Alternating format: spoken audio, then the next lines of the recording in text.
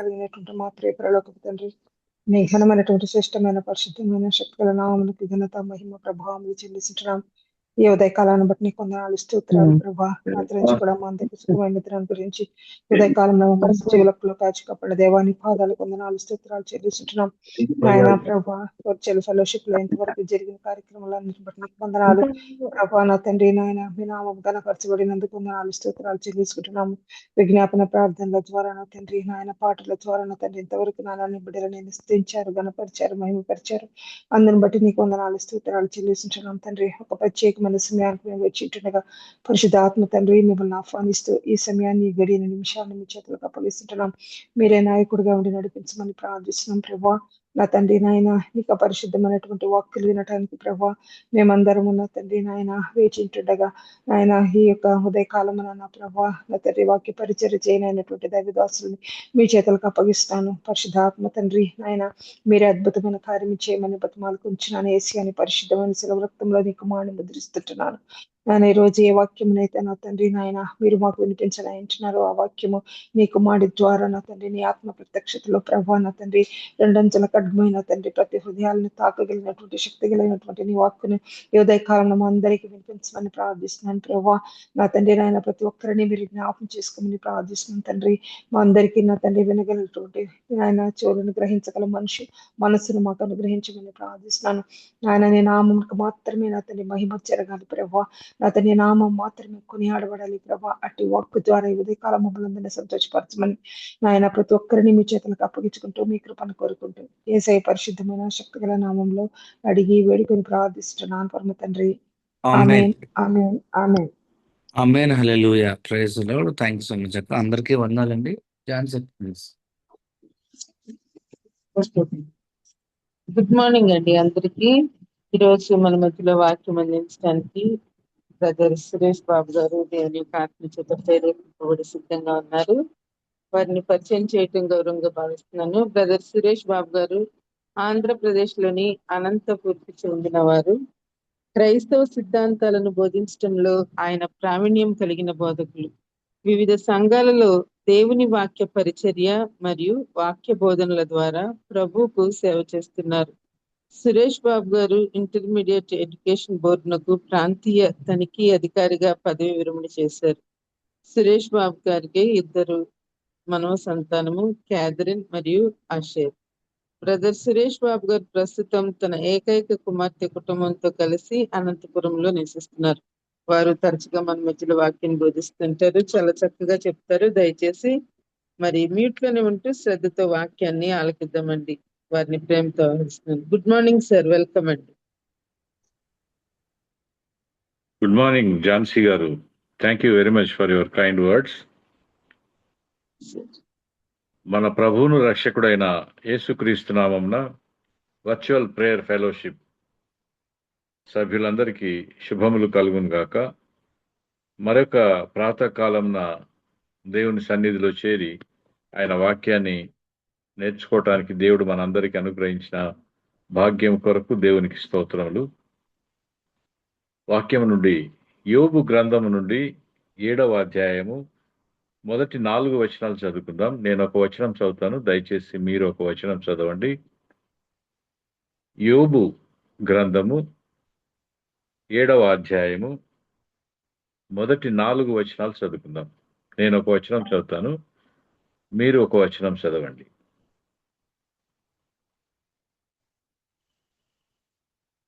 భూమి మీద నరుల కాలము యుద్ధ కాలము కాదా? వారి దినములు కూలివాని దినముల వంటివి కావా?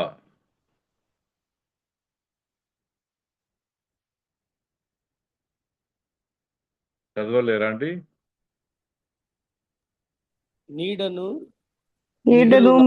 మిగిలిన అపేక్షించు దాసుని వలెను కూలి నిమిత్తము కనిపెట్టుకునే వాని వలెను ఆశలేకయే జరుగు నెలలను నేను చూడవలసి వచ్చెను. ఆయాసముతో కూడిన రాత్రులు నాకు నియమింపబడి ఉన్నవి. నేను పడుకున్నప్పుడెల్లా ఎప్పుడు లేచేదరా, రాత్రి ఎప్పుడు గతించినా అని అనుకుందును. తెల్లవారి వరకు ఇటు అటు పొరలొచ్చు ఆయాసపడదు. ప్రార్థన చేసుకుందాం. పరిశుద్ధుడైన తండ్రి యేసుక్రీస్తు ప్రభువానికి స్తోత్రములు. ఆయన మరొక ప్రాతకాలంలో మీ పాద సన్నిధిలో నీ బిడ్డలందరూ చేరి ఉండగా ప్రభా నీ వాక్యంలో నుంచి కొన్ని విషయాలు బోధించమని పరిశుద్ధాత్మ దేవుణ్ణి మేము ప్రార్థిస్తున్నాం. నా నోటి మాటలు మా అందరి హృదయ ధ్యానములు మీ దృష్టికి యోగ్యములుగా చేయమని, మీకు ఘనత, మీకు మాత్రమే ఘనత, మా అందరికీ క్షేమం అనుగ్రహించమని మా ప్రభువును మీ ప్రియ కుమారుడైన యేసు స్వామి పేరట ఈ ప్రార్థన అడిగి వేడుకుంటున్నాం తండ్రి. ఆమెన్. జాన్సన్, నా వాయిస్ క్లియర్ గా ఉందా? వినిపిస్తా ఉందా? క్లియర్ గా ఉంది. Yes sir, clear. Yes, yes. Okay, thank you. యోబు గ్రంథం మనం చదువుతాం చాలా సార్లు. చాలా మంది భయపడతారు. యోబు గ్రంథం చదవాలన్నా, ప్రకటన గ్రంథం చదవాలన్నా చాలా మందికి భయం. అందుకే అవి రెండు స్కిప్ చేసి మిగతా గ్రంథాలు చదవటానికి ప్రయత్నం చేస్తూ ఉంటారు చాలా మంది విశ్వాసులు కూడా. యోబు గ్రంథ రచయిత ఎవరో మనకు తెలియదు, ఎవరు రాశారో కూడా ఎక్కడా తెలియపరచబడలేదు. అయితే బైబిల్ పండితులు ఏమని విశ్వసిస్తారంటే మోషే దీన్ని రాశాడని నమ్ముతారు. బైబిల్లోని 66 పుస్తకాల కంటే ముందు ఈ యొక్క యోబు గ్రంథం మోషే చేత వ్రాయబడి ఉందని భక్తులు నమ్ముతారు. ఈ యోబు చరిత్ర పితరుల కాలం నాటిది, అంటే ప్యాట్రియార్కల్ పీరియడ్ అంటారు. ఆ కాలంలో ఆస్తిని సంపదతో, అంటే పశువుల సంపదతో, దాసదాసీల సంఖ్యతో కొలవటం అలవాటుగా ఉంది. అది మనం అబ్రహాము జీవితంలో చూస్తాం, అలాగే యోబు జీవితంలో కూడా మనము చూస్తాం. భౌగోళిక పరంగా ఈ వృత్తాంతము ఉత్తర అరేబియా ప్రాంతంలో ఎదోము దేశంలో సంభవించినట్టుగా చరిత్రకారులు చెబుతారు. ఈ పుస్తకంలో దేవుడైన యెహోవా, సాతాను, యోబు, అతని మిత్రులైన ఎలీఫజు, బిల్దదు, జోఫరు మరియు ఎలీహు అనేవారు ప్రాముఖ్యంగా మనకు కనబడతారు. యోబు గ్రంథాన్ని మనం తరచి చూసినప్పుడు మనకు కొన్ని విషయాలు అర్థమవుతాయి. దేవునితో యథార్థమైన హృదయ బంధం లేకుండా మత ఆచారాలు కలిగి ఉన్నంత మాత్రాన అవి దేవుణ్ణి సంతోషపరచవు అనే విషయాన్ని ప్రాముఖ్యంగా మనం గమనిస్తాం. తర్వాత మానవుడు దేవుణ్ణి కేవలం అంగీకరిస్తే సరిపోదు, అతని సమస్త జీవితాన్ని దేవునికి అర్పించాలి. దేవుడి యొక్క సార్వభౌమ అధికారానికి లోబడాలి అనే విషయం కూడా మనకు అర్థమవుతుంది. ఈ గ్రంథంలో కథానాయకుడుగా యోబు కనిపించినప్పటికీ దేవుడే కథానాయకుడు. ఇంకా ఒక విలన్ కూడా కనపడతాడు మనకు, ప్రతి నాయకుడు, అది సాతాను. ఇతర ముగ్గురు స్నేహితులు ఈ కథనాన్ని భగ్నం చేసే ముగ్గురు పాత్రధారులుగా మనకు ఈ గ్రంథంలో కనబడతారు. ఇది ఒక నాటకీయ రూపంలో సాగే ఒక గ్రంథంగా మనం గమనించవచ్చు. ఇందులో ప్రధాన పాత్రలు అయిన దేవుడు, యోబు, సాతాను గురించిన కొన్ని ఆలోచనలను తెలుసుకోవడానికి ప్రయత్నం చేద్దాం. వీటికంటే ముందు ఒక చిన్న ఉదాహరణ నేను చెప్తాను. హుస్సేన్ బోల్ట్ అనే పేరు విని ఉంటారు మీరు. అతను జమైకా అనే ఒక చిన్న దేశానికి చెందిన ఒక స్ప్రింటర్, ఒక రన్నర్. ఇతను 2008, 2012, 2016 3 సంవత్సరాలలో జరిగిన ఒలింపిక్స్ లో మొత్తం 8 బంగారు పతకాలను సంపాదించాడు. 100 మీటర్ల రేసులో అతనిదే బంగారు పతకం, 200 మీటర్ల రేసులో అతనిదే బంగారు పతకం, 400 మీటర్ల రేసులో కూడా అతనిదే బంగారు పతకం. అయితే ఇతను బాల్యంలో అందరిలాగానే క్రికెట్ అంటే ఇష్టపడేవాడు. ఆ స్కూల్ గ్రౌండ్స్ లో క్రికెట్ ఆడుతూ ఉంటాడు. అయితే ఒక టీచర్ ఆ పిల్లవాడిని గమనించినప్పుడు ఈ పిల్లవాడు స్ట్రైకింగ్ ఎండ్లో నుంచి రన్ తీయడానికి నాన్ స్ట్రైకింగ్ ఎండ్లోకి వెళ్ళి మళ్ళా స్ట్రైకింగ్ ఎండ్లోకి వచ్చేవాడు. అంటే అవతల వ్యక్తి ఒక్కసారి తిరిగే లోపల ఈ వ్యక్తి 2 సార్లు తిరుగుతున్నాడు అటు ఇటు ఈ స్టంప్స్ మధ్య. అది చూసిన తర్వాత టీచర్ ఆ పిల్లవాడిని పిలిచి, అరే నువ్వు క్రికెట్ కాదురా ఆడవలసింది, నువ్వు పరుగు పందెంలో పాల్గొనాలి, ప్రపంచ ప్రసిద్ధి చెందే ఒక గొప్ప క్రీడాకారుడు అవుతావు అని అతన్ని పిలుచుకెళ్ళి రైల్వే ట్రాక్స్ వెంబడి ఇసుకలో పర్వతాల మీద పరిగెత్తడం నేర్పించాడు. దాని ప్రభావం చేత అతను 16-17 సంవత్సరాల వయసు వచ్చేటప్పటికి ఒలింపిక్స్లో పాల్గొని 3 సార్లు జరిగిన ఒలింపిక్స్లో 8 బంగారు పతకాలను సాధించాడు. ఎందుకు ఇదంతా చెప్తున్నానంటే అతనిలో ఉన్న నిగూఢమైన శక్తి సామర్థ్యాలను గుర్తించిన ఒక ఉపాధ్యాయుడు అతను ఏ పరుగు పందెంలో పాల్గొంటే రాణిస్తాడో ఆ పరుగు పందెంలోకి అతన్ని ప్రవేశపెట్టాడు. అతను ఒకవేళ క్రికెట్ ఆడుకుంటూ ఉంటే ఎవరికి తెలిసి ఉండేవాడు కాకపోవచ్చు. అయితే అంత చిన్న దేశంలో నుంచి ప్రపంచ ప్రసిద్ధిగాంచిన అంటే చిరుత పులి కంటే వేగంగా పరుగు తీయగలిగిన శక్తి సామర్థ్యం అతని శరీరంలో ఉంది. అతని శరీరం పైన చాలా సంవత్సరాల కాలం పాటు రీసెర్చ్ కొనసాగింది. ఈ పరుగు పందెంలో పాల్గొనేటప్పుడు అతనికి ఆ వేగం ఎలా వస్తోంది, కండరాల్లో ఉందా, మెదడులో ఉందా, శరీరంలో ఉందా అని డాక్టర్స్ అందరూ కూడా అతని అనాటమీ పైన రీసెర్చ్ చేయడం ప్రారంభించారు. సరే, ఇదంతా గమనించినప్పుడు ఒక వ్యక్తిలో ఉన్న శక్తి సామర్థ్యాలు గుర్తించి అతన్ని సరైన త్రోవలో పెట్టి సానబెట్టగలిగితే అతను ఉన్నతమైన స్థాయికి వెళ్ళగలుగుతాడనే విషయం మనకి ఇక్కడ అర్థమవుతుంది. ఇక్కడ దేవుడు యోబులో ఉన్న విశ్వాసపు పరిమాణాన్ని గుర్తించి అతనికి ఒక పరీక్షలో ప్రవేశపెట్టినట్టుగా మనము చూస్తాం. సాతాను ఎదుట దేవుడు యోబును పరీక్షకు నిలబెట్టినట్టుగా మనం చూస్తాం. మనకేమర్థం అవుతుందంటే మనలో ఉన్న విశ్వాసపు స్థాయి ఎంతో, దాని పరిమాణం ఎంతో మొట్టమొదట గుర్తించేది దేవుడే. మన నడవడిక ఏమిటో, దానిలో ఉన్న గొప్పతనం ఏమిటో గుర్తించగలిగిన వాడు దేవుడే. ఆ విషయం మనకు ఎక్కడ అర్థమవుతుందంటే మోషేను గురించి దేవుడు అంటాడు కదా, ఇతను సాత్వికుడు అని చెప్తాడు. దావీదు గురించి దేవుడు అంటాడు కదా, నా హృదయానుసారుడైన వ్యక్తి అంటాడు. దానియేలు గురించి దేవుడు చెప్తాడు కదా, నీవు నాకు బహుప్రియుడవు అని చెప్తాడు. ఇవి మన వ్యక్తిత్వపు విశ్వాసపు పరిమాణాన్ని బట్టి దేవుడు మనల్ని ఎలా గౌరవిస్తాడో మనకు ఇక్కడ అర్థమవుతుంది. మనలో దేవుడు ఇష్టపడేది ఏదైనా ఉంది అంటే అది మన యొక్క విశ్వాసం మాత్రమే. మన విశ్వాసాన్ని మొట్టమొదట గుర్తించేది, గౌరవించేది, అది ఏ స్థాయిలో ఉందో తెలుసుకోగలిగింది దేవుడు ఒక్కడే. దానిని మనం గమనించాలి. అది లూకా సువార్త 7వ అధ్యాయం 9వ వచనంలో మనం చూడగలుగుతాం. ఒక శతాధిపతి మనకు కనబడతాడు. అలాగే ఇంకొక కనానీయురాలైన స్త్రీ మనకు కనబడుతుంది ఇంకో చోట. ఇద్దరి యొక్క వృత్తాంతంలో మనకేం అర్థమవుతుందంటే ఆ శతాధిపతి యేసు ప్రభు దగ్గరకు వచ్చి తన యొక్క సైనికుని యొక్క క్షేమం గురించి అడిగినప్పుడు యేసు ప్రభు అతన్ని బాగు చేయటానికి అతని ఇంటికి బయలుదేరితే వద్దంటాడు శతాధిపతి. వద్దు ప్రభువా, నీవు నా ఇంటికి రావటానికి నేను అర్హుణ్ణి కాదు. నువ్వు ఇక్కడి నుంచి ఆజ్ఞాపిస్తే నా యొక్క శిష్యుడు లేదా నా యొక్క సేవకుడు అక్కడ బాగుపడతాడు అని చెప్పినప్పుడు అతని విశ్వాసమునకు ప్రభు ఆశ్చర్యపడతాడు. ఇశ్రాయేలులోనైనను ఇంతటి విశ్వాసం నేను చూడలేదంటాడు. అలాగే కనానీయురాలైన స్త్రీ వృత్తాంతం కూడా, అదంతా నేను ఎక్స్ప్లెయిన్ చేయను కానీ, తన కుమార్తె విషయమై ప్రభువును ఆమె వేడుకొన్నప్పుడు పిల్లలు తినేది తీసి కుక్క పిల్లలకు వేయచ్చా అని అడుగుతాడు ప్రభు. అప్పుడు ఆమె అంటది కదా ఎంతో వినయంతో, ప్రభు ఆ పిల్లలు తినేది కూడా కింద పడితే కుక్క పిల్లలు తింటాయి కదా, అలాగే అనుకొని నా కుమార్తెను బాగు చేయమంటాడు.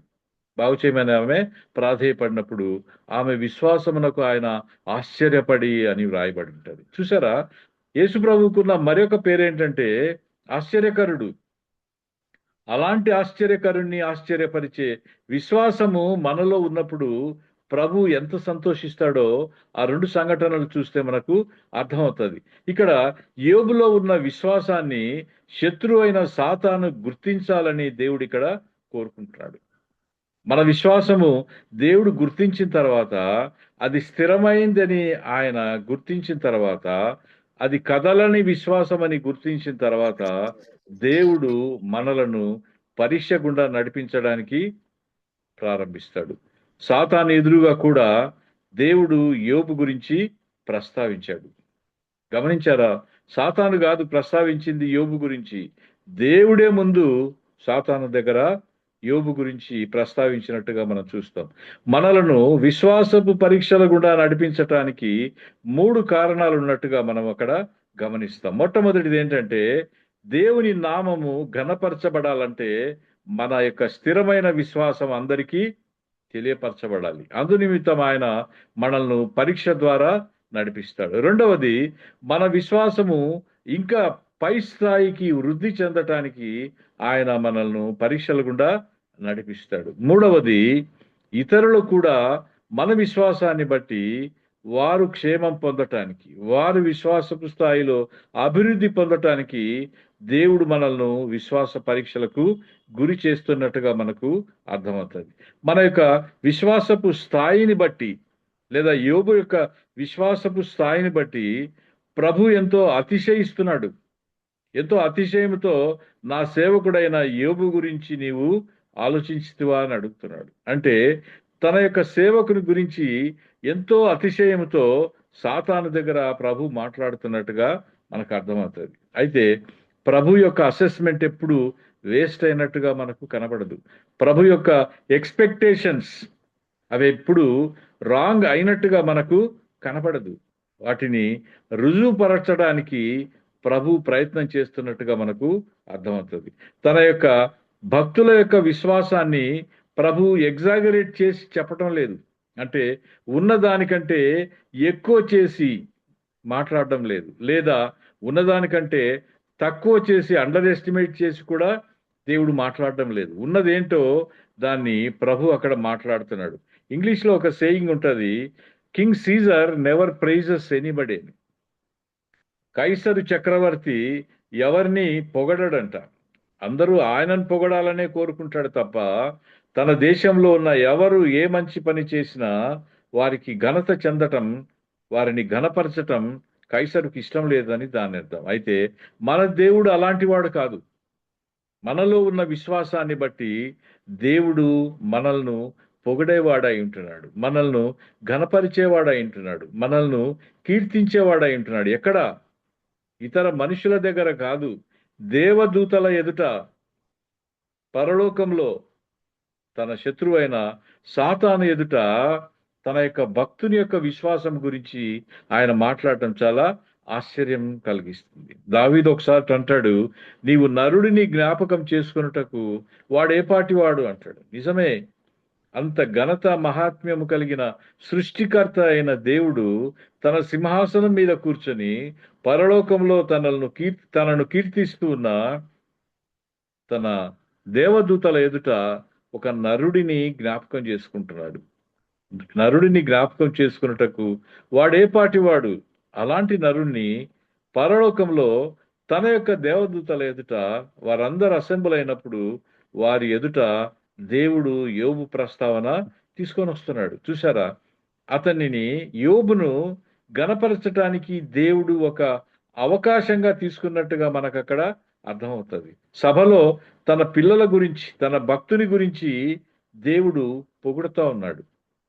మన సృష్టికర్త అయిన ప్రభువుని గురించి, మన రక్షకుడైన యేసుక్రీస్తు గురించి, ఆయన మరణం గురించి, పునరుద్ధానం గురించి మనం మాట్లాడడానికి సిగ్గుపడతామేమో, కానీ మన గురించి, మన విశ్వాసం గురించి ప్రభువు మాట్లాడటానికి ఎన్నడూ సిగ్గుపడేవాడు కాదని మనకు అర్థమవుతుంది.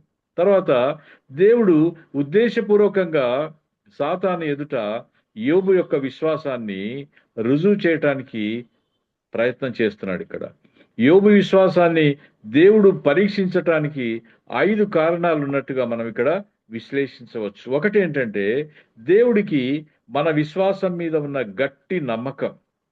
అలాంటి నమ్మకం ఏర్పడిన తర్వాత దేవుడు సాతానుతో మన విశ్వాసాన్ని బట్టి ఛాలెంజ్ చేసేవాడు అంటున్నాడు. అది యోబు జీవితంలోనే మనకు అర్థమవుతుంది. యోబు యొక్క విశ్వాసము స్థిరమైనదని, విశ్వాసం ఇంకా కదలనిదని గుర్తించిన తర్వాత దానిని పరీక్షకు పెట్టినట్టుగా మనము చూస్తాం. రెండవది, టు సర్టిఫై ది పర్ఫెక్షన్, మన విశ్వాసాన్ని రుజువు చేయటానికి దేవుడు చూశాడు దాన్ని.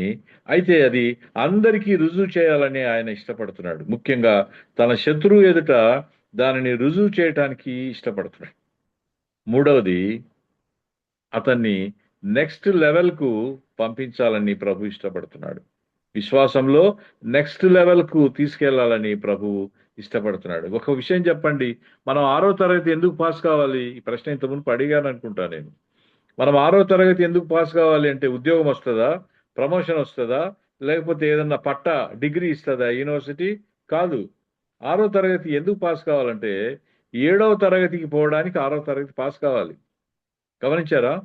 6వ తరగతి పాస్ అయిన తర్వాతనే 7వ తరగతి మనల్ని ప్రమోట్ చేస్తారు. కాబట్టి మనము విశ్వాసంలో ఒక స్థాయి నుంచి మరి ఒక మెట్టుకు ఎదగాలంటే, మరి ఒక స్థాయికి ఎదగాలంటే ఇప్పుడున్న స్థాయిని మనము పరీక్షలు గురి చేయబడాలి. ఆ స్థాయిలో మన విశ్వాసం రుజువు చేయబడాలి. తర్వాతనే నెక్స్ట్ లెవెల్కు మన యొక్క విశ్వాసము వెళ్తుంది. తర్వాత శత్రువైన సాతాను నోరును మూయించటానికి దేవుడు మన యొక్క విశ్వాసాన్ని పరీక్షకు పెడతాడు. 5వది, ఆయన యొక్క నామము ఘనపరచబడటానికి దేవుడు మన యొక్క విశ్వాసాన్ని పరీక్షకు పెట్టినట్టుగా అర్థమవుతుంది. మనం కూడా చాలాసార్లు మన పిల్లల గురించి అతిశయంగా చెప్పుకుంటా ఉంటాం. మా పిల్లవాడు అమెరికాలో ఉన్నాడు, మా కుమార్తె ఆస్ట్రేలియాలో ఉంది, మా వాడు ఇంజనీర్, లేకపోతే మా డాక్టరు, లేకపోతే ఫలాని చోట సైంటిస్ట్గా పనిచేస్తున్నాడు. ఇది మనం అతిశయంగా చెప్పుకుంటా ఉంటాం. మన పిల్లల గురించి మనం సగర్వంగా చెప్పుకోవటం మనకు సంతోషాన్ని కలిగిస్తుంది. అలాగే దేవుడు కూడా తన యొక్క పిల్లల విశ్వాసాన్ని అందరి ఎదుట ప్రదర్శించటం ఆయనకు ఎంతో సంతోషాన్ని కలిగిస్తుంది. అలాంటి సంతోషం కొరకు యోబు యొక్క విశ్వాసాన్ని ఇక్కడ పరీక్షకు గురి చేసినట్టుగా మనకు అర్థమవుతుంది. దేవుడు ఉద్దేశపూర్వకంగానే ఈ యొక్క యోబు విశ్వాసాన్ని పరీక్షకు అనుమతించినట్టు మనకు అర్థమవుతుంది. అది శోధించటం కాదు, వాస్తవంగా అది పరిశోధించటం. వాస్తవానికి విద్యార్థుల యొక్క ఔన్నత్యం వలననే ఉపాధ్యాయునికి గౌరవం, అతిశయం కలుగుతుంది, ఘనత ఆపాదించబడుతుంది. అలాగే తన పిల్లల యొక్క విశ్వాసాన్ని బట్టి దేవుడికి అతిశయం, దేవుడికి ఘనత, మిమ్మల్ని బట్టి ఆయన ఆనందించువాడై ఉంటున్నాడు. మన విశ్వాసాన్ని బట్టి ఆయన ఘనపరచబడాలని ఇష్టపడుతున్నాడు. అలెగ్జాండర్ ప్రపంచాన్ని జయించిన తర్వాత అతని గురువైన అరిస్టాటిల్ ప్రపంచానికి తెలిసొచ్చాడు.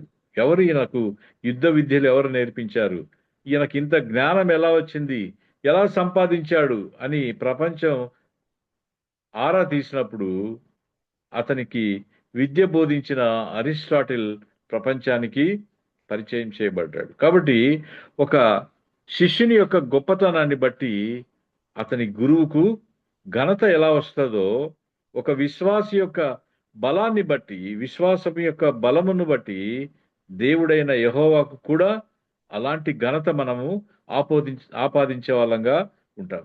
తర్వాత విశ్వాసంలో మన యొక్క స్థిరత్వాన్ని బట్టి దేవుడు అతిశయించేవాడై ఉంటున్నాడు.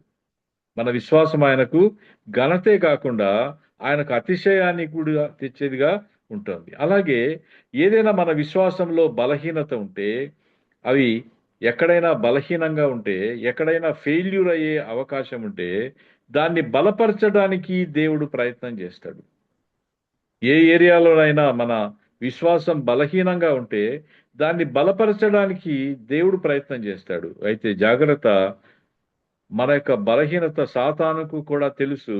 అక్కడ మనల్ని దెబ్బతీసి మన యొక్క విశ్వాసాన్ని భ్రష్టత్వానికి గురి చేయాలని సాతాను ప్రయత్నం చేస్తూ ఉంటాడు. ఎక్కడ బలహీనంగా ఉన్నామో ఆ ఏరియాలో మనల్ని దెబ్బతీయటానికి సాతాను ప్రయత్నం చేస్తుంటే, ఎక్కడ బలహీనంగా ఉన్నామో అక్కడ ఆ ఏరియాను బలపరచటానికి దేవుడు ప్రయత్నం చేస్తూ ఉంటాడు. మన విశ్వాసం ఒక ట్యూబ్ లాంటిది, ఒక బెలూన్ లాంటిది అనుకోండి. అది ఎక్కువగా స్థాయిలోకి పెరుగుతూ ఉంటే అది బలహీనంగా ఉన్న చోటు అది పగిలిపోయే ప్రమాదం ఉంది.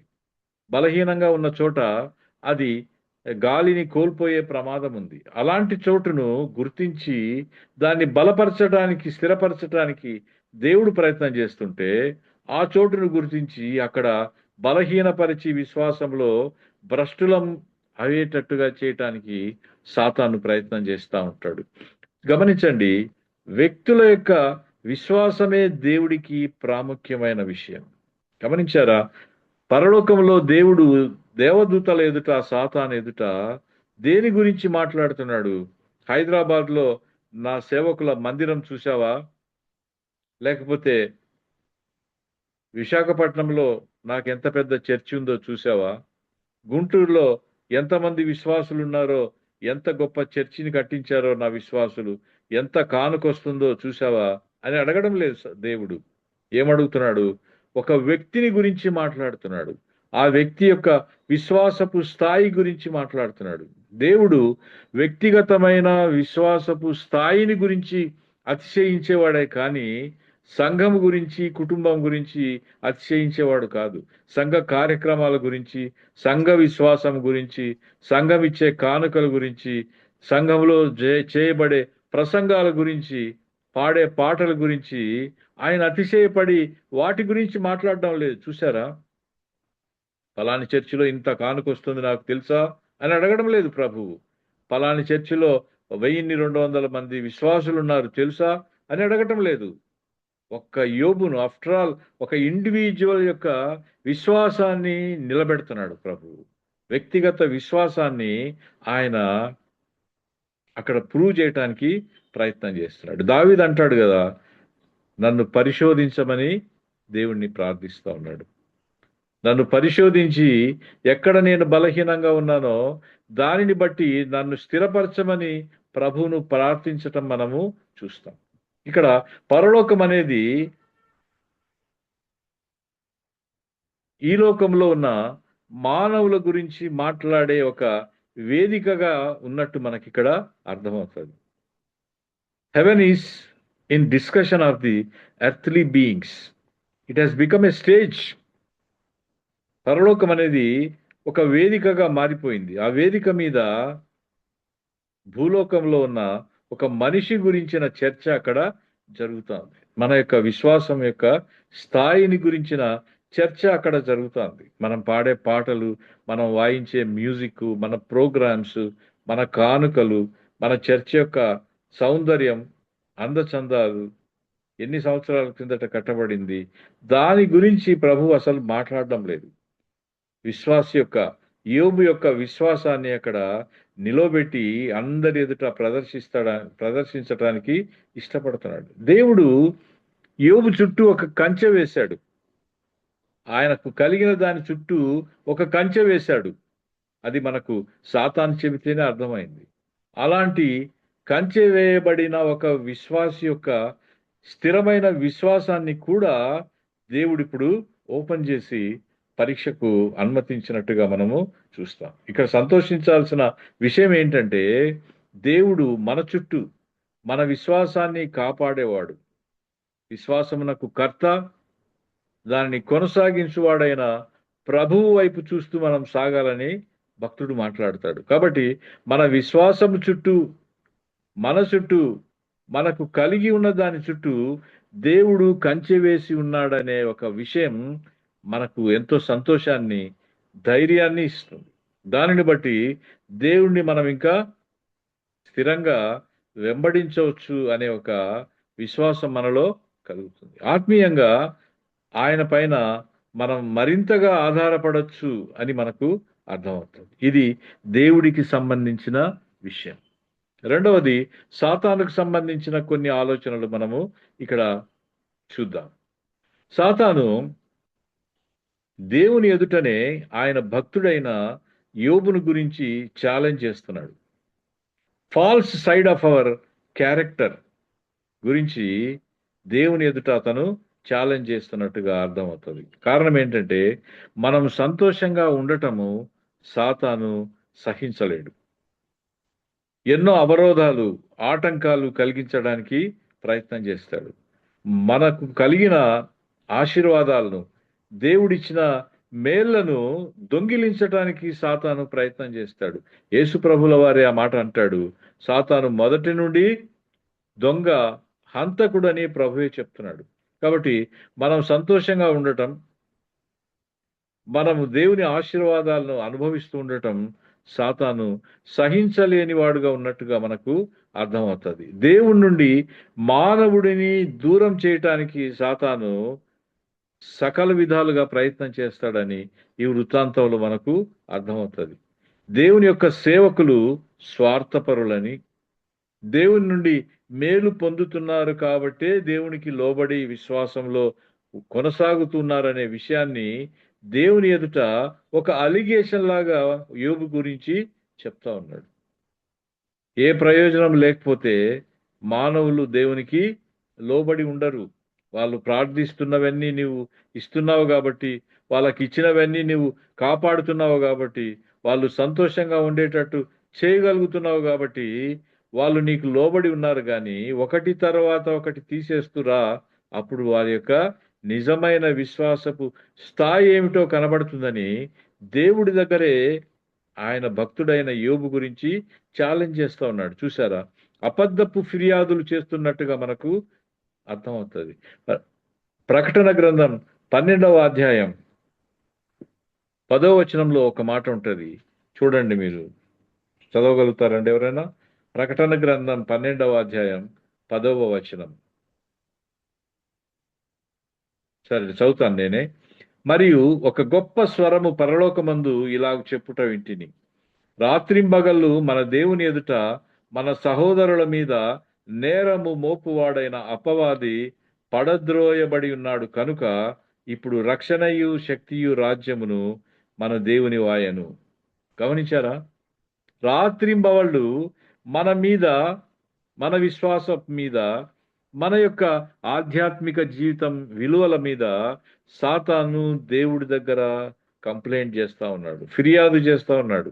ప్రజలు విశ్వాసరహితులని, ప్రజలు ఏమాత్రము హర్షించదగిన వారు కాదని దేవుని ఎదుట ప్రజల గురించి చెప్తున్నాడు. గమనించండి, మన దగ్గర దేవుడి గురించి దయలేని వాడని కంప్లైంట్ చేస్తాడు. దేవుని ఎదుట మనము నిజమైన విశ్వాసులము కాదని కంప్లైంట్ చేస్తాడు. ఇది సాతాను యొక్క నేచర్. మన గురించి దేవుడి దగ్గర చెడుగా చెప్తాడు, దేవుడి దగ్గర మన గురించి చెడుగా చెప్తాడు. ఇది సాతాను యొక్క పని. సాతాను ఒక మనిషిని, ఒక భక్తుని, ఒక విశ్వాసుని గురించి పరలోకంలో పొగడటం సాతాను అస్సలు సహించలేకపోతున్నాడు, టాలరేట్ చేయలేకపోతున్నాడు. యోబు గురించి చాలా చాలా జెలస్ ఫీల్ అవుతున్నాడు, అసూయ పడుతున్నాడు. ఒక మనిషి గురించి పరలోకంలో దేవుడు మాట్లాడడం అసూయ పడుతున్నాడు. ఇక్కడ ఇంకో ప్రశ్న అడుగుతాను. మనం ఎలా ఉన్నాం ఇతరుల విషయంలో? అసూయ పడుతున్నామా? వాళ్ళ గురించి గాసిప్స్, రూమర్స్, లేని వార్తలు పుట్టించి సంతోషపడుతున్నామా? అలా అయితే అది సాతాను యొక్క స్వభావ లక్షణం. జాగ్రత్త. ఇతరుల గురించి మనం ఎలాంటి అభిప్రాయాలు మన హృదయంలో ఏర్పాటు చేసుకుంటున్నాం? వారిలో ఉన్న మంచితనాన్ని మనం గుర్తించగలుగుతున్నామా? వారి యొక్క విశ్వాసపు స్థాయిని, వారిలో ఉన్న దేవుని అందలి భయభక్తులను గుర్తించి గౌరవించి గణపరచగలుగుతున్నామా? లేకపోతే వారి గురించి మనము అసూయపడుతూ లేని విషయాలు వారి గురించి ప్రచారం చేస్తున్నామా? గమనించాలి, జాగ్రత్తగా ఉండాలి. సాతాను ఏం చేసి పరలోకాన్ని పోగొట్టుకున్నాడో అవి మనం కూడా చేసి పరలోకాన్ని పోగొట్టుకునేటట్టు చేయాలని సాతాను ప్రయత్నం చేస్తూ ఉంటాడు. అదే వాడి యొక్క కోరిక. Satan tried to spoil the faith of Job. యోబు యొక్క విశ్వాసాన్ని పాడు చేయటానికి ప్రయత్నం చేయటానికి ప్రారంభం చేస్తున్నాడు. అయితే అందులో విజయాన్ని సాధించలేకపోయాడు అనుకోండి. ఎందుకు సాధించలేకపోయాడు? 2 కారణాలు ఉన్నాయి. ఒకటి, విశ్వాసపు స్థాయిలో యోబు తలమానికంగా ఉన్నాడు. ఎవరు ఆయన విశ్వాసాన్ని తీసివేయలేనంత బలమైన స్థాయిలో ఆయన విశ్వాసం ఉంది. రెండవది, ఆయన చుట్టూ ప్రభువు కంచె వేసి ఉన్నాడు. ఆయన యొక్క విశ్వాసాన్ని ప్రభువు గుర్తించాడు. అందుకే హుసేన్ బోల్ట్ యొక్క వృత్తాంతాన్ని నేను మీకు చెప్పింది. ఆయనలో ఉన్న పరిగెత్తే సామర్థ్యాన్ని గుర్తించి ఎలా ప్రపంచానికి పరిచయం చేశాడో ఒక ఉపాధ్యాయుడు, ఇక్కడ దేవుడు కూడా యోబు యొక్క విశ్వాసపు స్థాయిని గుర్తించి అతన్ని ప్రపంచానికి, ముఖ్యంగా విశ్వాసులకు బైబిల్ ద్వారా మనకు పరిచయం చేయటానికి ప్రయత్నం చేస్తున్నాడు. గమనించండి, సాతాను దేవుని ఎదుట యోబు యొక్క విశ్వాసం గురించి హేళనగా మాట్లాడుతున్నాడు, ఎగతాళిగా మాట్లాడుతున్నాడు. ఊరికే ఉన్నాడా అతను నీకు నమ్మకంగా? ఊరికే అతను నీ అందరి భయభక్తులు కలిగి ఉన్నాడా? అతనికి పశువులు ఇచ్చావు, సంపద ఇచ్చావు, పని వాళ్ళని ఇచ్చావు, పిల్లల్ని ఇచ్చావు, ఆస్తిపాస్తులు. హేళనగా మాట్లాడుతున్నాడు, అవమానకరంగా మాట్లాడుతున్నాడు. అయితే దేవుడు దాన్ని సహిస్తున్నాడు. మీరు ఒక విషయాన్ని ఇక్కడ కంపేర్ చేసి చూడవచ్చు. ఏంటంటే, యేసు ప్రభు సమరయ స్త్రీతో మాట్లాడిన విధానం, ఆమె ఎలాంటి జీవితాన్ని జీవిస్తా ఉందో, ఎలాంటి దిగజారిన వ్యక్తిత్వం కలిగి ఉన్న స్త్రీనో యేసు ప్రభు తెలిసి కూడా ఆమెతో ఎంతో గౌరవంగా మాట్లాడడం మనం చూస్తాం. ఒక భక్తుని గురించి దేవుని ఎదుట అవహేళనగా, ఎగతాళిగా సాతాను మాట్లాడుతుంటే, ఒక స్త్రీ గురించి తెలిసినప్పటికీ, ఆమె జీవితపు విలువలు తెలిసినప్పటికీ యేసు ప్రభు ఎంత మర్యాదతో, ఎంత గౌరవంగా ఆమెతో సంభాషణ కొనసాగించి ఆమెను రక్షణలోకి నడిపించాడో మనం చూడవచ్చు. దేవుడు ఎన్నుకున్న యోబు అనే విశ్వాసి రాంగ్ చాయిస్ అని, దేవుడు అనుకుంటున్నంత విశ్వాసము యోబులో లేదని రుజువు చేయటానికి సాతాను ప్రయత్నం చేస్తా ఉన్నాడు. నువ్వు ఎన్నుకున్న యోబు ఒక రాంగ్ పర్సన్, నువ్వు అనుకుంటున్నంత విశ్వాసం అతనిలో లేదు అని దేవుని ఎదుట రుజువు చేయటానికి సాతాను ఆర్గ్యూ చేస్తా ఉన్నాడు. మానవులను దేవుడు అంతగా ప్రేమించటం సాతాను సహించలేకున్నాడు. అంతగా గౌరవించటం సాతాను ఇష్టపడకుండా ఉన్నాడు. సాతానుకు మానవులకు దేవునికి మధ్య ఉన్న సంబంధాన్ని పాడు చేయాలనేది వాడి యొక్క కోరిక. మానవులు ఇతర మానవులతో కలిగి ఉన్న సహవాసాన్ని, సంబంధాన్ని పాడు చేయటం కూడా సాతాను యొక్క కోరిక. హ్యూమన్ రిలేషన్స్ పాడు చేయటానికి ప్రయత్నం చేస్తాడు. ఆ కారణం చేతనే సొంత బంధువులు కూడా, తల్లిదండ్రులు, పిల్లలు, అన్నదమ్ములు, అక్కచెల్లెలు మాట్లాడుకోవటం, సహవాసాన్ని కలిగి ఉండటం మానివేసిన కుటుంబాలు అనేకం మనం చూస్తాం. మా అన్నతో నేను మాట్లాడను, మా తమ్మునితో నేను మాట్లాడక 15 సంవత్సరాలు అయింది. ఇలాంటి విషయాలు గొప్పగా చెప్తా ఉంటారు కొంతమంది. అది ఎవరి పని అంటే, ఇదిగో సాతాను పని. మానవుల మధ్య సంబంధాలను చెడగొట్టడం వాడి పని. దేవుడికి మనుషులకు మధ్య ఉన్న సహవాసాన్ని, సంబంధాలను దూరం చేయటం సాతాను యొక్క పని. బిలాము బోధలు అవేనండి. బిలాము చేసిన బోధ అదే. ఇశ్రాయేలీయులను దేవుడికి ఎలా దూరం చేయవచ్చో బాలాకు అనే రాజుకు కావలసిన టిప్స్ ఇచ్చి వెళ్ళిపోయాడు. ఆ బోధలు ఎంత నాశనాన్ని ఇశ్రాయేలీయుల యొక్క జీవితంలో తెచ్చాయో మనం రాజుల గ్రంథంలో చూస్తే అర్థమవుతుంది. కాబట్టి సాతాను నిరంతరం మన యొక్క విశ్వాసాన్ని తప్పుబట్టడానికి, మానవ సంబంధాలను పాడు చేయటానికి, దేవునికి మానవుడికి ఉన్న సహవాసాన్ని చెడగొట్టడానికి, మానవులు ఎప్పుడూ దేవునితో సంతోషంగా ఉండటాన్ని చూడలేక దాన్ని పాడు చేయటానికి ప్రయత్నం చేస్తూ ఉంటాడు. కాబట్టి ఈ విషయంలో మనం జాగ్రత్తగా మన ఆత్మీయ జీవితాన్ని కాపాడుకోవాల్సిన బాధ్యత ప్రతి విశ్వాస మీద ఉంది. చివరిగా యోబు గురించి చూద్దాం. దేవుడి గురించి చూసాం, సాతాను యొక్క పాత్ర ఏమిటో చూసాం మన యొక్క విశ్వాసంలో. తర్వాత యోబు జీవితం గురించి మనం చూద్దాం. అసలు యోబు యథార్థవర్తనుడని, న్యాయవంతుడని, దేవుని యందు భయభక్తులు కలిగి ఉన్నాడని, చెడుతనాన్ని విసర్జించాడని ఎవరు చెప్తున్నారు? గ్రంథకర్త కాదు చెప్పటం, ఎవరో అతని బంధువులు కాదు చెప్పటం, అతని దగ్గర అప్పు తీసుకున్న వాళ్ళు కాదు చెప్పటం, అతని వలన మేలు పొందిన వాళ్ళు కాదు చెప్పటం. సాక్షాత్ దేవుడే పరలోకంలో దేవదూతల ఎదుట సర్టిఫై చేస్తున్నాడు. ఆయన యథార్థవర్తనుడు, న్యాయవంతుడు, దేవుని యందు భయభక్తులు కలిగి ఉన్నవాడు, చెడుతనం విసర్జించాడని దేవుడే సర్టిఫై చేస్తున్నాడు. మనం స్కూల్లో కాలేజెస్లో చదివి వదిలి బయటకు వచ్చేటప్పుడు కాండక్ట్ సర్టిఫికెట్ అని ఒకటి ఇస్తారు. అలాంటి కాండక్ట్ సర్టిఫికెట్ను దేవుడే తన భక్తుడైన యోబు గురించి ఇస్తా ఉన్నాడు.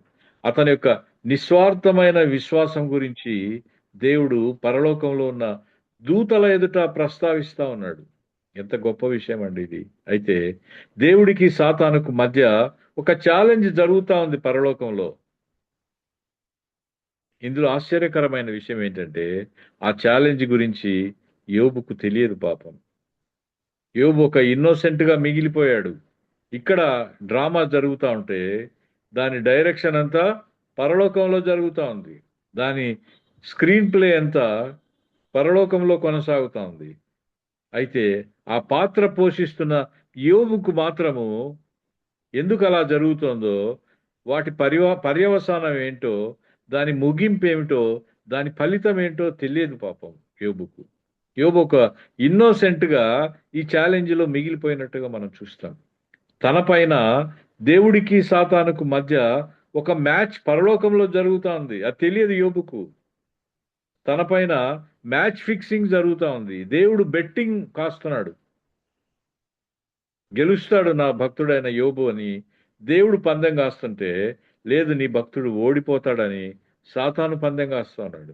తన పైన బెట్టింగ్ జరుగుతున్న విషయం తనకు తెలియకుండానే ఒక మ్యాచ్లో ప్రవేశపెట్టబడ్డాడన్న విషయం తెలియని అమాయకుడుగా యోబు మనకి గ్రంథంలో కనబడతాడు. తన విశ్వాసాన్ని శత్రువు ఎదుట రుజువు చేయటానికి దేవుడికి ఒక గొప్ప అవకాశాన్ని యోబు కలిగిస్తున్నాడు. తనకు తెలియకుండానే తన విశ్వాసం పరీక్షకు గురి చేయబడుతోంది. అది తనకు తెలియదు పాపం. దేవుడికి ఒక గొప్ప అవకాశాన్ని యోబు కలిగిస్తున్నాడు. దేనికి? సాతానును ఓడించటానికి. సాతాను ఓడిపోయే పరిస్థితి దేవుని ఎదుట యోబు తన యొక్క విశ్వాసం ద్వారా కలిగిస్తున్నాడు. చూసారా ఎంత కీలకమైన విషయమో ఒక వ్యక్తి యొక్క విశ్వాసం. దేవుణ్ణి సంతోషపరిచేది ఏదైనా ఉందంటే అది మన యొక్క విశ్వాసమే అని చెప్పాను. మనం పాడే పాటలు కాదు, మనం ఇచ్చే కానుకలు కాదు, లేదా మనం చెప్పే ఇలాంటి ప్రసంగాలు కాదు దేవుణ్ణి సంతోషపరిచేది. మనలో ఉన్న విశ్వాసమే. అది ఒక ఐస్బర్గ్ లాగా, ఐస్బర్గ్ టిప్ మాత్రమే బయట కనిపిస్తూ ఉంటుంది. ఒక 10% ఆఫ్ ది ఐస్బర్గ్ టిప్ బయటకు కనిపిస్తూ ఉంటే 90% ఆఫ్ ది ఐస్బర్గ్ నీళ్ళ లోపల మునిగిపోయి ఎవరికి కనిపించదు. అలాగే మన విశ్వాసము లోపల ఎవరికి కనిపించకుండా ప్రభువుకు మాత్రమే కనిపిస్తూ ఉంటుంది. బయటకు మనం పాడే పాటలు, లేకపోతే మనం చేసే ప్రార్థనలు, మనం చేసే ప్రసంగాలు, మన యొక్క విశ్వాసపు క్రియలు మాత్రమే బయట లోకం చూస్తుంది. అయితే విశ్వాసపు లోతులను దేవుడు మన ఎదుట పరీక్షకు పెట్టినట్టుగా మనం ఇక్కడ చూడగలుగుతాం. దేవుని చేతిలో యోబు ఒక బలమైన సాధనంగా, శత్రువైన సాతానును ఓడించటానికి దేవుని చేతిలో ఒక బలవంతుని చేతిలో బాణంలాగా యోబు ఇక్కడ నిలిచిపోయాడు. ఒక మాట చెప్పండి, శత్రు యొక్క గుండెల్లోకి బాణం దూసుకొని పోతుంది. ఆ బాణం గొప్పదా? దాన్ని ఉపయోగించిన విలుకాడు గొప్పవాడా? ఎవరిది ఆ శక్తి, ఆ గొప్పతనం? బాణం కాదు, విలుకాండి. విలుకాడు ఎంత శక్తి ఉపయోగిస్తాడో దాన్ని రెట్టింపు బలంతో శత్రు గుండెల్లోకి దూసుకొని పోయేటట్టు చేస్తుంది ఈ బాణం. ఇక్కడ కూడా యోబు ఒక బాణం లాగా తయారు చేయబడ్డాడు. బలమైన దేవుని యొక్క చేతిలో సాధనంగా ఆ బాణం ప్రయోగించబడుతుంది. శత్రు హృదయంలోకి అది దూసుకొని పోతా ఉంది. మన విశ్వాసం దేవుణ్ణి మనము ఒక సాధనముగా ఉపయోగించి శత్రువును జయించటానికి దేవుడు వాడుకుంటాడనే విషయం మనకి ఇక్కడ అర్థమవుతుంది. బలవంతుడు దేవుడే. ఆయన చేతిలోని బాణములుగా మనము మన విశ్వాసాన్ని బట్టి వినియోగించబడతాం. మనం విశ్వాసంలో బలహీనమైనప్పుడు బలహీనంగా ఉన్న బాణాన్ని, విరిగిపోయిన బాణాన్ని, పనికిరాని బాణాన్ని ఎంత బలవంతుడైన విలుకాడైనా ఉపయోగించాడు. కారణం ఏంటంటే అది పర్పస్ను సర్వ్ చేయదు. ఎవరిని చంపాలనుకుంటున్నాడో ఆ బాణం ద్వారా ఆ వ్యక్తి చావడు. కాబట్టి బలహీనమైన, విరిగిపోయిన, పనికిరాని విశ్వాసం దేవునికి సంతోషాన్ని ఇవ్వదు. ఆయన బలవంతుడే, ఆయన శక్తివంతుడే. కానీ మన విశ్వాసాన్ని బట్టి శత్రువును ఆయన జయించాలని ఇష్టపడతా ఉన్నాడు. తర్వాత యోబు ఒక బ్యాలెన్స్డ్ మ్యాన్ గా మనకు అర్థమవుతుంది. సకల సంపదలతో, ఆశీర్వాదాలతో తులతూగుతున్నప్పుడు ఆయన గర్వపడలేదు, ఆయన అతిశయపడలేదు. అలాగే అవన్నీ ఒక్కరోజే తీసివేయబడితే దేవుణ్ణి ఆయన దూషించటం లేదు. అన్ని కలిగి ఉన్నప్పుడు ఉప్పొంగిపోలేదు, అతిశయపడలేదు, గర్వపడలేదు. అన్ని పోగొట్టుకున్న తర్వాత దేవుణ్ణి దూషించటం లేదు. ఆయనకు అర్థమైంది, we are not owners of what we have, we are only stewards and guardians of the wealth God has given us. దేవుడు మనకిచ్చిన సంపదలు, సంతోషం, ఇహలోక సంబంధమైన వస్తు వాహనాలు ఏవైనా ఉంటే వాటిని చూసుకోవడానికి మనం స్టెవర్డ్స్, ఇక్కడ గార్డియన్స్. ఇక్కడ అవి ఎందుకు ఇచ్చాడు ప్రభు మనకంటే, ఇవ్వబడిన వాటిని మనం ఎలా వినియోగిస్తున్నామో చూడటానికి దేవుడు మనకిచ్చాడు. వాటిని నీ క్షేమం కోసం, నీ స్వార్థం కోసం వాడుకుంటున్నావా? ఇతరుల క్షేమం కొరకు, ఇతరుల స్వార్థం కొరకు, ఇతరుల యొక్క ఆశీర్వాదంగా ఉండటానికి నువ్వు వాడుతున్నావా? వాటిని చూస్తాడు దేవుడు. అంతే తప్ప నీవు వినియోగిస్తున్న వస్తు వాహనాలను బట్టి, నీవు కలిగి ఉన్న అతిశయాన్ని బట్టి దేవుడు సంతోషించేవాడు కాదు. నీవు అతిశయించటానికి కాదు దేవుడు ఈ లోకంలో నిన్ను నన్ను ఆశీర్వదించింది.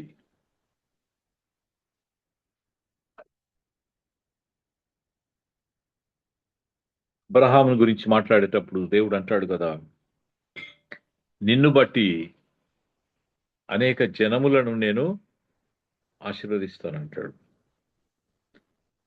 God's blessing must be a blessing for others.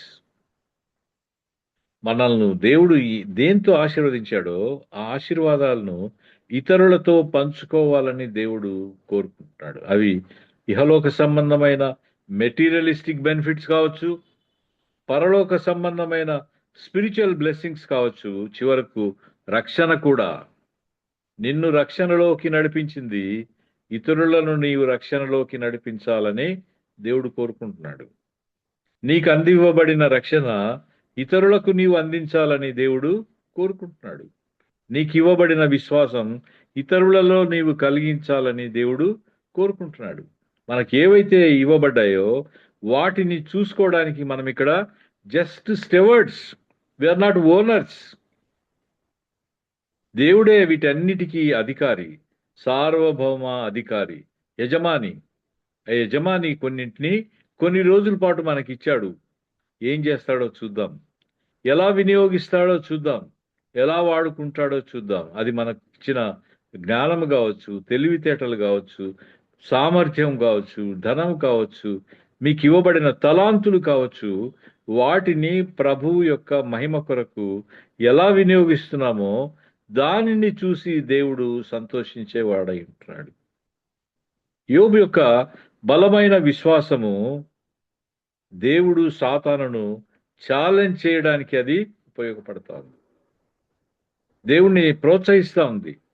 అతని యొక్క విశ్వాసం పై తరగతికి వెళ్ళటానికి, యోబును ప్రమోట్ చేయటానికి అతని విశ్వాసం ఇప్పుడు పరీక్షించబడుతోంది. పై తరగతికి వెళ్ళాలంటే మనం పరీక్షలు రాయాలి. పరీక్షలు రాయాలంటే ముందు సిలబస్ అయిపోవాలి. సిలబస్ అయిన తర్వాత పరీక్ష పెడతారు. పరీక్షల్లో క్వాలిఫై అయిన తర్వాత ప్రమోట్ చేస్తారు. ఇప్పుడు పరీక్ష జరుగుతూ ఉంది. అందులో ఆయన పాస్ అయితే నెక్స్ట్ లెవెల్కు ఆయన్ను ప్రమోట్ చేస్తారు. మన విశ్వాసం వృద్ధి చెందుతున్న కొలది దేవుడు దాన్ని మరింత అభివృద్ధి చేయటానికి ఇష్టపడతాడు. మీకు జీవం కలుగుటకు, ఇంకా సమృద్ధి అయిన జీవము కలుగుటకు ఆయన ప్రయత్నం చేస్తూ ఉన్నాడు. మనం విశ్వాసపు మెట్టు ఎక్కడున్నామో అక్కడే ఉండాలని దేవుడు కోరుకోవటంలే. రక్షించబడిన స్థాయిలో ఉన్నావో ఇంకా మరణం వరకు అదే స్థాయిలో ఉండాలని దేవుడు కోరుకోవటం లేదు. మనం అక్కడ రిలాక్స్ అయిపోయాం, ఇంకా చాలే అనుకుంటున్నాం. అయితే దేవుడు నెక్స్ట్ లెవెల్లో తన రాజ్యాన్ని కట్టే విషయంలో మన యొక్క విశ్వాసాన్ని వృద్ధి చేయటం ద్వారా తన రాజ్యపు పరిధిని, బౌండరీస్ను విస్తరింప చేయటానికి దేవుడు ప్రయత్నం చేస్తున్నట్టుగా మనకు అర్థమవుతుంది. మన విశ్వాసం వృద్ధి పొందుతున్న కొలది దానిని బట్టి దేవుడు అతిశయించేవాడై ఉంటాడు. మనం చాలాసార్లు దేవుడు మనకి ఏమిచ్చాడో దానిని బట్టి దేవునికి కృతజ్ఞతలు చెల్లించే వాళ్ళమై ఉంటాం. అయితే దేవుడు ఏమైంటున్నాడో దానిని బట్టి మనం ఆయనను స్తుతించి ఆరాధించవలసిన వారంగా అబ్రహాము కూడా మనం గమనించవచ్చు, దావీదు కూడా మనం గమనించవచ్చు. వారి జీవితాల్లో దేవుడు ఏమైంటున్నాడో దానిని బట్టి దేవుణ్ణి వారు గణపరుస్తున్నారే తప్ప వాళ్ళు దేవుని దగ్గర ఏమి పొందారో వాటిని బట్టి కాదు దేవుణ్ణి వాళ్ళు గణపరుస్తున్నది. అబ్రహాము తన జీవితంలో అనేకమైన వాటిని కలిగి ఉన్నప్పుడు దేవుడు అతన్ని పిలిచాడు. అతను పొందిన పశువులను బట్టి, సంపదను బట్టి, సేవకులను బట్టి, పని వాళ్ళను బట్టి కాదు అబ్రహాము సంతోషిస్తున్నది.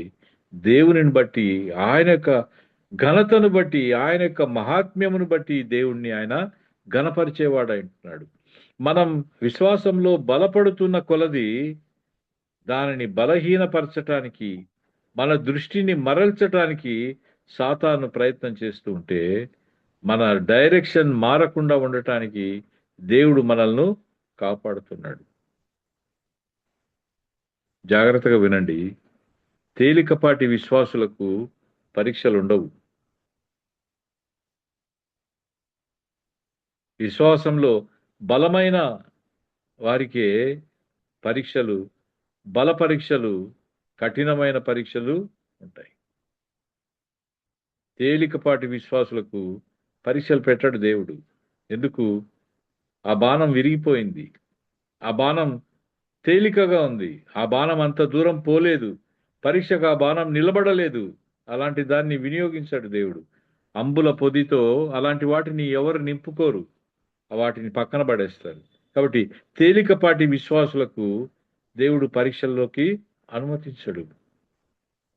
మొదటి రౌండ్ విజయం సాధిస్తేనే నెక్స్ట్ రౌండ్కి వెళ్తాం. మనం ప్రిలిమ్స్ పాస్ అయితేనే మెయిన్స్లోకి వెళ్తాం, మెయిన్స్ పాస్ అయితేనే గ్రూప్ డిస్కషన్లోకి వెళ్తాం, అది పాస్ అయితేనే ఇంటర్వ్యూకి వెళ్తాం, అది క్వాలిఫై అయితేనే సక్సెస్ అవుతాం.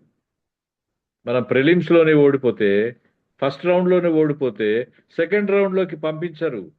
ఇప్పుడు ఒలింపిక్స్లోకి ఏ దేశం తరపునైనా ఎవరినైనా పంపించాలంటే వారిని ఇక్కడ ముందే టెస్ట్ చేస్తారు, వారిని ఇక్కడే క్వాలిఫై చేస్తారు. ఇక్కడ క్వాలిఫై అయితేనే వాడిని అనేక దేశాలతో ఉండే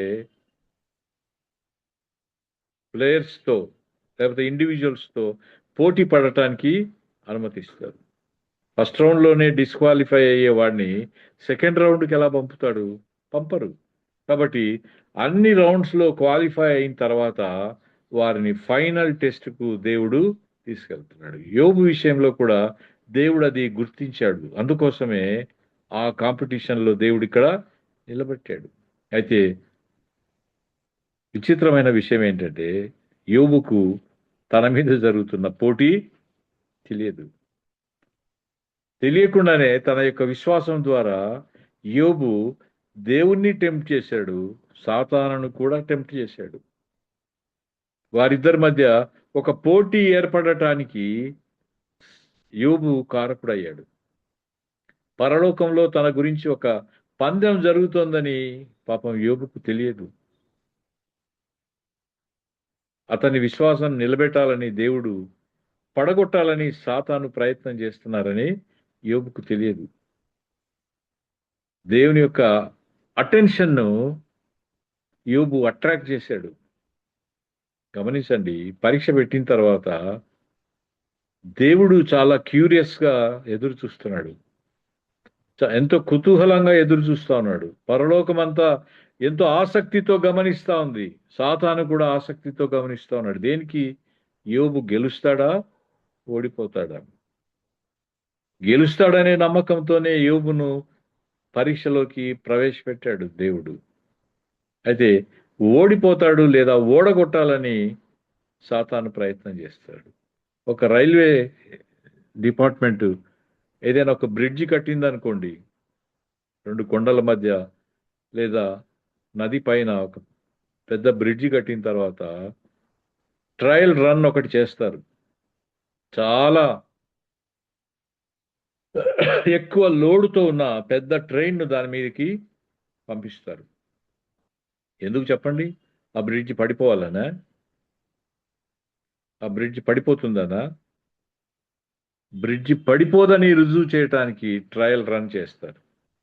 బ్రిడ్జి పడిపోతుందని కాదు.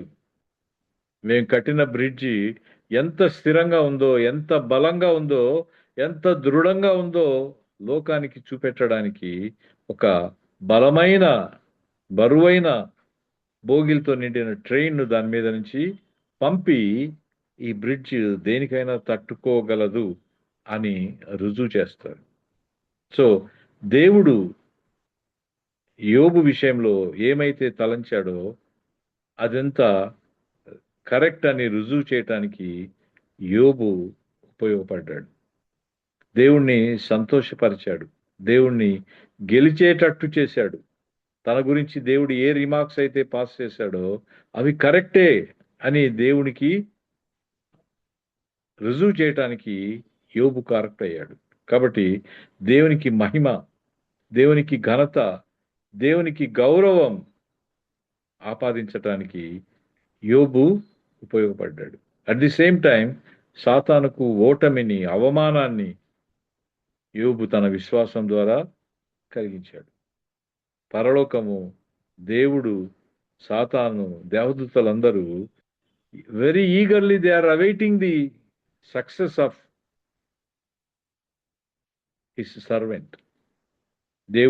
దేవుని సేవకుడైన యోబు పరుగు పందెంలో ఎలా అందరికంటే ఫస్ట్ పరిగెత్తుకుంటూ వచ్చి నిలబడతాడో, గెలుస్తాడో, ఆ యొక్క ట్రాఫీ తీసుకుంటాడో, ఆ గోల్డ్ మెడల్ ఎలా తీసుకుంటాడో ఆ సన్నివేశాన్ని చూడటానికి అందరూ వెయిట్ చేస్తున్నట్టుగా చూస్తున్నారు. అది ఎలా ఉందంటే it's like A cricket match between India and Pakistan. Pakistan ఇండియాకు మధ్య ఫైనల్స్ లో జరిగే క్రికెట్ మ్యాచ్ లాగా ఉంది. ఇంకా 2 బాళ్ళు ఉన్నాయి, 10 రన్స్ చేయాలి. చేస్తారా లేదా? ప్రతి బాల్ 6 కొడితే తప్ప గెలవటం సాధ్యం కాదు. అలాంటి ఉత్సాహం, ఉత్సుకత, క్యూరియాసిటీ మొత్తం సృష్టి అంతా కూడా నెలకొల్పబడి ఉంది. గెలిచాడు యోబు పందెంలో. మెడల్ యోబుతో పాటు దేవుడికి కూడా ఆ ఘనత ఆపాదించబడింది. చూసారా? It's $1 million question. యోబు గెలుస్తాడా లేదా అనే విషయాన్ని చాలా ఆసక్తితో గమనిస్తున్నారు. చివరికి ఒక ప్రశ్న అడిగి నేను ముగిస్తాను. మన విశ్వాసం పరీక్షించబడటానికి మనం సిద్ధంగా ఉన్నామా? మన విశ్వాసం కూడా ఒకవేళ పరీక్షకు గురి అయితే మనం నిలబడతామా? మన విషయంలో దేవుడు ఘనపరచబడతాడా, అవమానించబడతాడా? మనకు దేవునికి సాతానుకు మధ్య జరిగే పోరాటంలో మనం ఓడిపోతే దేవుడు కూడా ఓడిపోతాడు. మనం గెలిస్తే దేవుడు కూడా గెలుస్తాడు. మనల్ని గెలిపించటానికి దేవుడు నిరంతరం ప్రయత్నం చేస్తున్నాడు. ఆ ప్రయత్నంలో మన విశ్వాసం స్థిరంగా, బలంగా ఉండునట్లు దేవుణ్ణి ప్రార్థిద్దాం. Amen. Over to the floor leader. Praise lord అయ్య గారు. యోబు గురించి అద్భుతమైన రీతిలో వర్తమానాన్ని అందించిన బ్రదర్ సురేష్ బాబాయ్ గారికి సిపిఎఫ్ ఫ్యామిలీ తరపున కృతజ్ఞతలండి. యోబు విశ్వాసాన్ని శత్రువైన సాతాను గుర్తించాలని దేవుని కోరిక ఏంటున్నది. ఇది పరలోకంలో జరిగిన సంఘటన. దేవుని నామం గణపరచబట్టుకు, మన విశ్వాసాన్ని వృద్ధి చెందించుటకు, ఇతరుల విశ్వాసాన్ని అభివృద్ధి పరచుటకు దేవుడు మన విశ్వాసాన్ని పరీక్షిస్తారు. యోబు విశ్వాసము స్థిరమైనది. యోబు విశ్వాసము రుజువు చేయుటకు, విశ్వాసంలో ఉన్నత స్థానానికి తీసుకొని పోవుటకు, శత్రువుకు సాతాను నోరు మూయించుటకు, దేవుని నామం ఘనపరచబట్టుకు యోబు విశ్వాసము పరీక్షించబడింది. సాతాను దేవుని భక్తుడైన యోబు గురించి దేవుని ఎదుటనే సవాల్ చేశాడు. సాతాను మనం సంతోషంగా ఉండడం సహించలేడు. రాత్రింబగళ్ళు మన దేవుని ఎదుట మన సహోదరుల మీద నేరం మోపేవాడై ఉన్నాడు. యోబు విశ్వాసము ఉన్నతంగా ఉంది. తనకు కలిగిన అంతటి చుట్టూ వేయబడిన కంచె తీసివేసినా సరే అపవాది యోబుని జయించలేకపోయాడు. మనం దేవునితో సహవసించడం అపవాదికి ఇష్టం లేని పని. యోబు యథార్థవర్తనుడు, న్యాయవంతుడు, దేవుని యందు భయభక్తులు గలవాడు, చెడుతనము విసర్జించినవాడు. సాతాన్ని ఓడించేదానికి యోబు దేవుని చేతిలో బలమైన బాణం వంటివాడు. సకల ఐశ్వర్యములు కలిగినప్పుడు అతిశయపడలేదు, పోగొట్టుకున్నప్పుడు కృంగిపోలేదు. మనం కూడా దేవుని సార్వభౌమత్వానికి లోబడాలి. తేలికపాటి విశ్వాసులకు పరీక్షలు ఉండవు. విశ్వాసంలో బలమైన వారికి మాత్రమే పరీక్షలు ఉంటాయి. యోబు దేవుని నమ్మికను వమ్ము చేయకుండా దేవుని గెలిపించాలి. మనం కూడా అటువంటి విశ్వాసాన్ని కలిగి ఉండాలి. వర్తమానాన్ని బట్టి అయ్య గారికి వందనాలండి.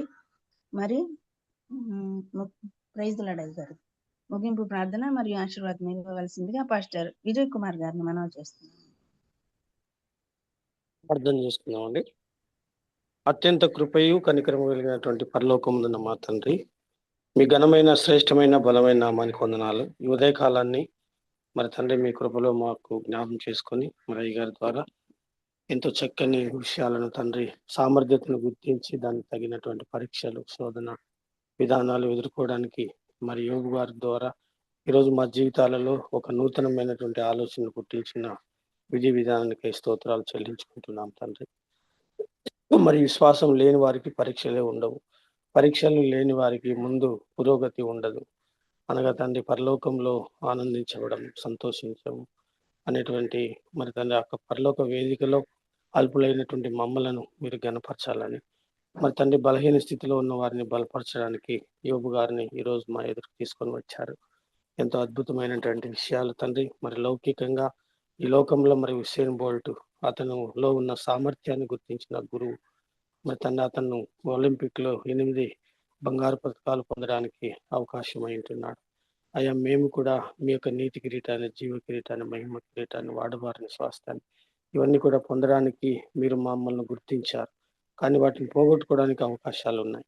వాటిని తండ్రి కలిగి ఉండాలని మీరు ఆపేక్షిస్తున్నారు. మీ దగ్గరే మేము ఉండాలని ఆశపడుతున్నారు. అయ్యా మీరు ఎంతగా మరి తండ్రి మనుషులైనటువంటి మమ్మల్ని జ్ఞాపకం చేసుకొని మేము కూర్చునుట, లేచుట, పడుకున్నట మా యొక్క దినచర్యలన్నిటినీ ఎరిగిన వారై ఉండి మమ్మల్ని తండ్రి పరిశోధనకు గురి చేస్తున్నారు. పరిశోధన మంచిదేనైనా మరి పరీక్ష లేని జీవితం ఎదుగుదల లేదు అని ఎంతో స్పష్టమైనటువంటి సమాచారాన్ని అయ్యగారి ద్వారా మాకు అందించి ఈ ఉదయాన్ని తండ్రి మా జీవితంలో ఒక మంచినైనా గుర్తింపుగా మరి తండ్రి మీరు మాతో మాట్లాడి ఉంటున్నారు. ఆత్మ సంబంధమైనటువంటి భోజనంలో మరి తండ్రి ఎంతో బలం ఉన్నది. అయ్యా మరి మీ యొక్క స్థితిని బట్టి మరి ఒక స్త్రీ, సమరయ స్త్రీ కానీ, అలాగే తండ్రి ఒక శతాధిపతి కానీ, అలాగే తండ్రి మరి కనానురాలైనటువంటి ఆ స్త్రీ కూడా వారి యొక్క విశ్వాసాన్ని మీరు ఆశ్చర్యకరుడైన మిమ్మల్ని ఆశ్చర్యపరిచేటువంటి జీవితాన్ని కలిగి ఉన్నారని వారి పేరు కూడా మీరు నైనా మరి మరి ముద్రించి మరి తండ్రి మమ్మల్ని బలపరచడానికి ఇవన్నీ కూడా రాసి ఉంటున్నారు. అయ్యా మరి విధానంలో మేము సరిగా చదువుకున్నట్లయితే విశ్వాసంలో నిలబడగలుగుతాము అనేటువంటి మంచి థాట్ మాకు అనుగ్రహించారు తండ్రి.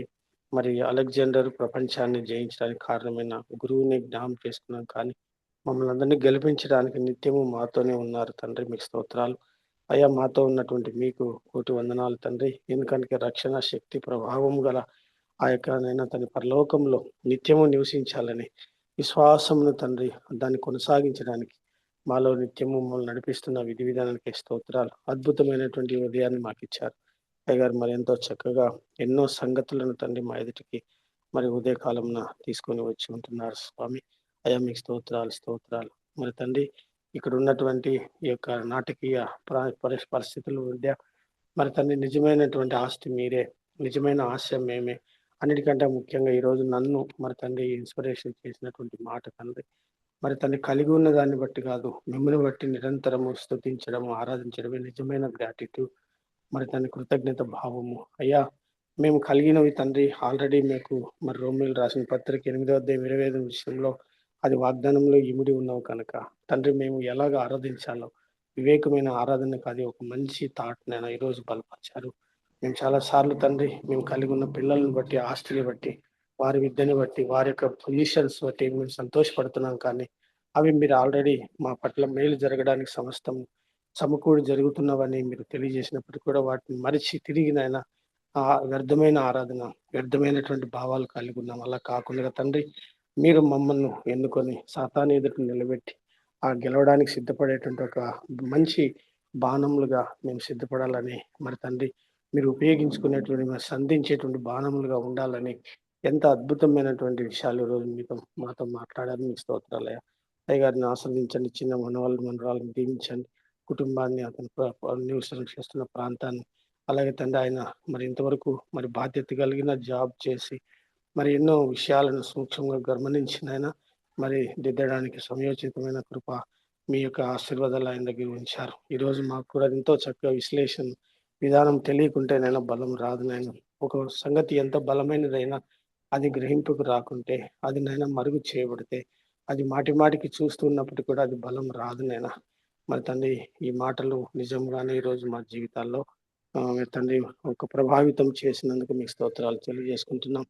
అయ్యా మీరు మా పట్ల చూస్తున్నది మేము పాడే పాటలు కాదు, మేము చేసే ప్రసంగం కాదు, మేము కట్టుకున్న ఇల్లు కాదు, మా పిల్లలు కాదు, కానీ మరి మాలో ఉన్న విశ్వాసం. కాబట్టి నాయన ప్రపంచంలో గొప్పది ఏదైనా ఉన్నదంటే, ప్రపంచాలను మించినది ఏదైనా ఉందంటే అది విశ్వాసమే అని మరొకసారి దృఢపరిచినైనా తిరిగి ఆ యొక్క విశ్వాసంలో యేసయ్యను చూస్తూ ముందుకు సాగాలని హెచ్చరిక విధానాన్ని బట్టి వాళ్ళు చెల్లించుకుంటున్నాం. అయ్యా మరి అలాగే ఉదయకాలమునే మా కొరకు, మా యొక్క పరిస్థితుల కొరకు, అనేక మంది విషయాల కొరకు మరి ప్రార్థనలో గడుపుతున్నటువంటి పెద్దలను మరి చేరి వస్తున్న ప్రతి ఒక్కరిని పేరు పేరున ఆశీర్వదించండి. ఇలాంటి విషయాల్లో బలపడడానికి మాకు చక్కని యొక్క ప్లాట్ఫారం ఇచ్చినైనా మమ్మల్ని సిద్ధపరుస్తూ మమ్మల్ని పలకరిస్తూ వస్తున్నటువంటి అధ్యక్షతను వహిస్తున్న ప్రతి ఒక్కరిని, అలాగే మరి ఈ యొక్క కార్యక్రమంలో నిరంతరం కొనసాగాలని ఆలోచన చేస్తున్న అలాంటి పెద్దలను మాకు ఇచ్చినందుకు వారి యొక్క బాగోగుల విషయంలో మీ కృప చూపండి. మరి తండ్రి యొక్క అన్యోన్యతలో ఎవరైనా అనారోగ్య పరిస్థితులు, బలహీన పరిస్థితుల్లో ఉన్నట్లయితే వారందరినీ పేరు పేరున మీ యొక్క దయగల నామానికి, రక్షణ గల నామానికి అప్పచెప్తున్నాం తండ్రి. మరి తండ్రి స్వస్థతను, బలమును, ఆరోగ్యమును ప్రసాదించండి. అలాగే తండ్రి మరి ఈ యొక్క ఈ అన్యోన్యతలు ఈ రోజు చేరువచ్చిన ప్రతి ఒక్కరిని పేరు పేరున ఆశీర్వదించండి. మరి తండ్రి మీ కృపకు మమ్మల్ని మేము పాత్రలుగా ఎంచుకుంటున్నాం. అయ్యా మీరు ఎంత ధన్యత ఇచ్చారు తండ్రి. పడిన స్థితిలో నుంచి లేవమని మరొకసారి ప్రేమించిన ఆ యొక్క శబ్దానికై, ఆ వాక్కుకై మీకు స్తుతులు చెల్లించుకుంటూ అద్భుతమైన యొక్క ఉదయాన్ని మాకు అనుగ్రహించి మరొకసారి మమ్మల్ని మేల్కొల్పినైనా మరి తేజో వాసన సంబంధులు మీరు అని హెచ్చరించిన విధానానికై యోబు గారి జీవితాన్ని ఎంతో స్పష్టంగా 3 మాటల్లో తండ్రి ఎంత చక్కగా మాకు వర్ణించారు నాయన. అయ్యా మరి సాతానుకు మరి ఎంత బలం ఉన్నప్పటికీ అది మీ ఎదుట ఏమీ చేయలేదు నాయన. మీ విశ్వాసంతోనే దాన్ని సాధించాలనేటువంటి ఒక ప్రధాన విషయాన్ని గుర్తు చేసినందుకు మీ స్తోత్రాలు తెలియజేసుకుంటూ, అలాగే తండ్రి మరి మేడం గారు మా ప్రాంతంలో ఎన్నో కుటుంబాలు, ఎన్నో జీవితాలను తండ్రి వారు ఆర్పిస్తున్నారు. అయ్యగారు తన సార్ని, అలెక్స్ సార్ని, అలాగే వారి కుటుంబాన్ని, వారికి ఇచ్చిన సంతానం, మనవరాలు ఆశీర్వదించండి. రాబోయే దినాల్లో తండ్రి కుటుంబాల్లో మరి ఇంకా మేము ఉన్నటువంటి స్థలాల్లో మేము ప్రభావితంగా ఉండినట్లు, మీ శక్తికి, మీ కార్యాలకు మేము మోడల్గా ఉండినట్లుగా సహాయం దయచేయమని అడిగి వాటికంటే ఊహించి వాటికంటే అత్యధికంగా దయచేయగల దేవా మీ ఘనమైన శ్రేష్టమైన నామానికి కృపాశక్తి ప్రభావం నిత్యము కలుగునుగా. కానీ యేసు పరిశుద్ధ నామంలో ఈ అడిగినవన్నీ పొందుకుంటూ యేసు నామంలో అడిగి వేడుకుంటున్నాము స్వామి. ఆమేన్. పరలోక ప్రార్థన. పరలోకమున తండ్రి నీ నామం పరిశుద్ధపరచబడును గాక, నీ రాజ్యం గాక, నీ చిత్తం పరలోకమందెలాగో భూమి యందు నెరవేరును గాక. మాకు కావాల్సిన అనుదిన ఆహారం నేడు మాకు దయచేయము. మా ఎడల అపరాధము చేయవారిని క్షమించినట్లు మా అపరాధములను క్షమించుము. మమ్మ శోధనలోకి తప్పించుము. ఎందుకంటే రాజ్యం, శక్తి, మహిమ నిరంతరం నీ వహించున్నవి నా తండ్రి. ఆమేన్. అంత్యాసనం తీసుకుందాం. మన తండ్రి అయిన దేవుని ప్రేమ, ప్రభువైన యేసుక్రీస్తు కృప, పరిశుద్ధాత్మిక సహవాసం చేరుగా వచ్చిన మనందరి మీదను, ఈరోజు వాక్య బోధన అందించినటువంటి అయ్యగారి మీదను, అతని యొక్క ఆరోగ్య విషయంలోను కుటుంబం మీద తోడుగా ఉండి, ఈతబడినటువంటి వాక్యం మన హృదయాలు ఫలింపజేసే దేవుడు నిరంతరం మనకు తోడుగా ఉండి, ఈ రోజు అంతటిలో కూడా ఆయన కృపా క్షేమాలను మనం అనుసరించి జీవించినట్లు దయచేయను గాక. ఆమేన్. ఆమేన్. ఆమేన్. ప్రైజ్ లార్డ్ అయ్య గారు. ముగింపు ప్రార్థన మరియు ఆశీర్వదించిన పాస్టర్ విజయ్ కుమార్ గారికి, అలాగే వర్తమానికులు బ్రదర్ సురేష్ బాబాయ్ గారికి, కూడి వచ్చిన విపిఎఫ్ ఫ్యామిలీ మెంబర్స్ అందరికీ కూడా ప్రభు నామంలో కృతజ్ఞతలు అండి. ప్రభు చిత్తమైతే రేపటి దినాన్ని తిరిగి కలుసుకుందాం. అంతవరకు సెలవు తీసుకుందాం. Praise the lord to all.